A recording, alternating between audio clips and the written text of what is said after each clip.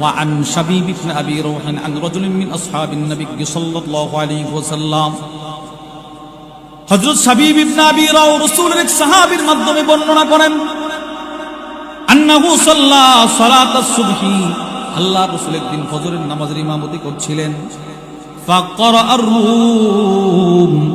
নবীজি সূরাতুর রুম তিলাওয়াত শুরু করে দিলেন ফালতাবাসা আলাই কিন্তু রাসূল তিলাওয়াত করতে গিয়ে কষ্ট হচ্ছিল বারবার নবীজি আটকে যাচ্ছিলেন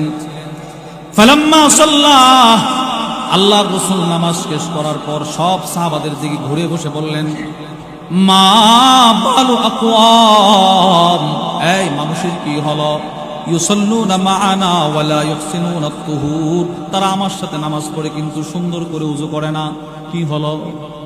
ফা ইন্নামা ইয়ালবিসু আলাইনাল কুরআন উলাইক ওই মানুষগুলোর কারণে আমি রাসূলের কোরআন পড়তে কষ্ট হচ্ছে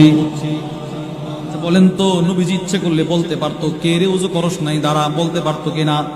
কিন্তু এতগুলো মানুষের সামনে যদি তার দাঁড় করানো হয় তাহলে তার সম্মান নষ্ট হতে পারে সে কষ্ট পাইতে পারে নবীজি সকলকে উদ্দেশ্য করে বললেন মানুষের কি হলো আপনাদের কি হলো তোমাদের কি হলো আমার সাথে নামাজ পড়ো সুন্দর করে ওযু করো না নবীজি তারে উদ্দেশ্য করে বলে নাই কারণ তার সম্মান নষ্ট হতে পারে সুবহানাল্লাহ বলেন